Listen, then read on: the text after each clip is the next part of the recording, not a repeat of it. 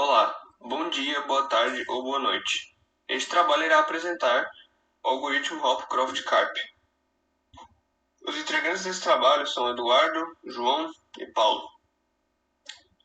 Bom, os tópicos abordados nesse trabalho serão os conceitos iniciais do algoritmo, o próprio algoritmo Hopcroft-Karp e como funciona sua aplicação, demonstrada com um exemplo. Bem, o algoritmo Hopcroft-Karp ele foi criado por John Hopcroft e Richard no ano de 1973 em busca de soluções melhores para problemas de projeto, organização e distribuição, como por exemplo a coloração de mapas ou o clássico problema das pontes de Königsberg, atualmente conhecida como Kaliningrad, localizada na Rússia.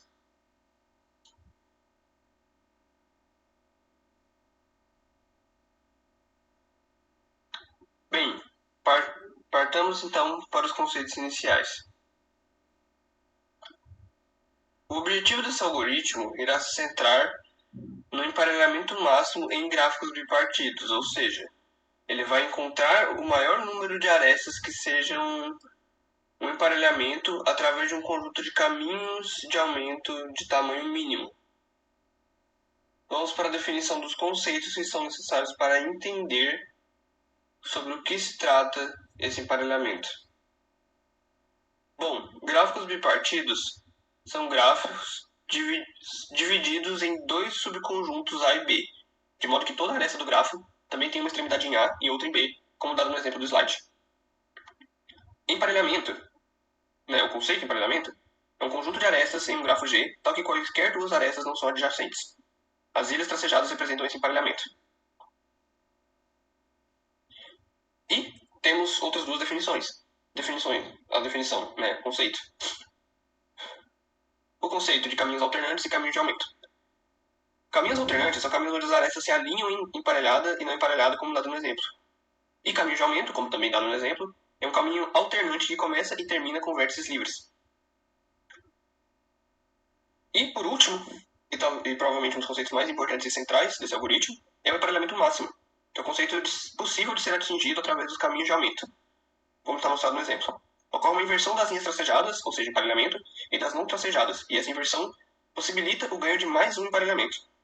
Isso é feito em todo o grafo, buscando um emparelhamento máximo, até que não seja possível mais ter caminhos de aumento, ou caminhos alternantes. Um pouco sobre o algoritmo em si, temos que o algoritmo Hopcroft-Karp ele pode ser dividido em três partes principais, sendo elas acha caminho de aumento, que é uma função que através dos vértices livres de A encontra caminhos de aumento de comprimento mínimo. Também temos aumenta em emparelhamento, que é uma função responsável por encontrar um conjunto maximal de caminhos de aumento a partir dos encontrados na função anterior. E, por fim, com o resultado dessas duas funções, o algoritmo Hopcroft-Karp ele aumenta o emparelhamento parcial. Aqui temos um exemplo de um pseudocódigo da função acha caminho de aumento. Essa função ela começa recebendo como parâmetros um grafo G e dois vetores, sendo eles MA e MB, que representam o emparelhamento, onde MA recebe U ou MB recebe V. Eles são vértices livres. A função retorna true ou false, caso ache ou não um caminho de aumento. Caso esse caminho seja encontrado, essa função ela também altera o vetor global D de distância. Aqui temos um exemplo da função aumenta em emparelhamento. E já com os caminhos de aumento encontrados a partir da função anterior, é possível partir de qualquer vértice livre de A, aumentar o emparelhamento utilizando a função aumenta em emparelhamento, que recebe como parâmetros um grafo G, dois vetores MA e MB, que representam um emparelhamento, e um vértice V de A.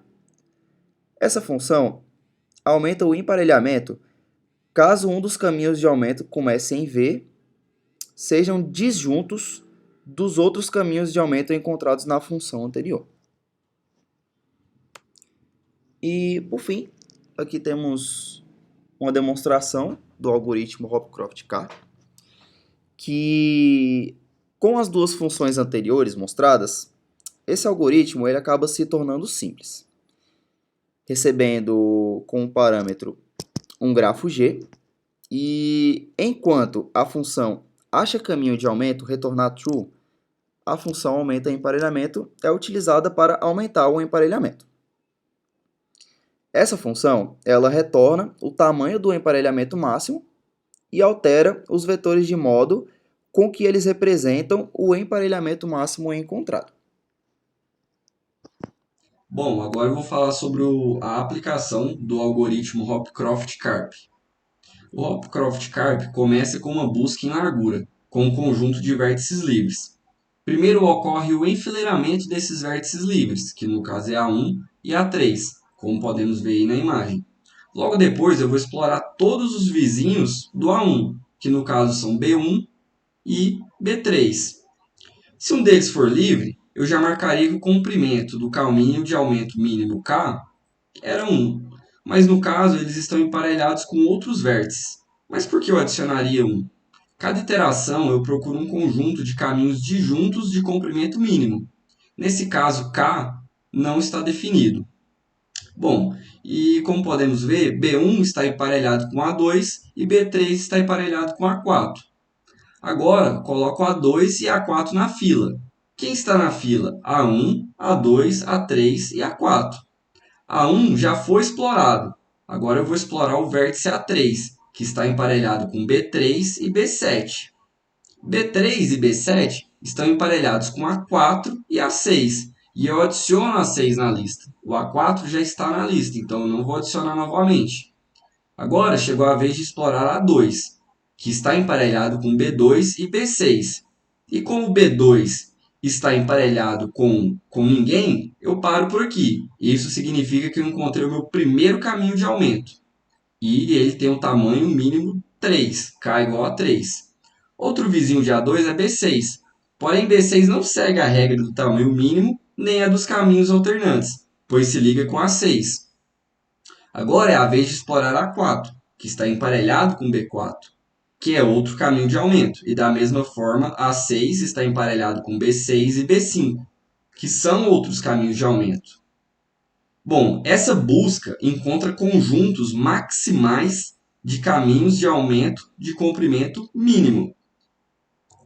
Agora eu faço uma busca em profundidade para aumentar esse emparelhamento. O que eu vou fazer?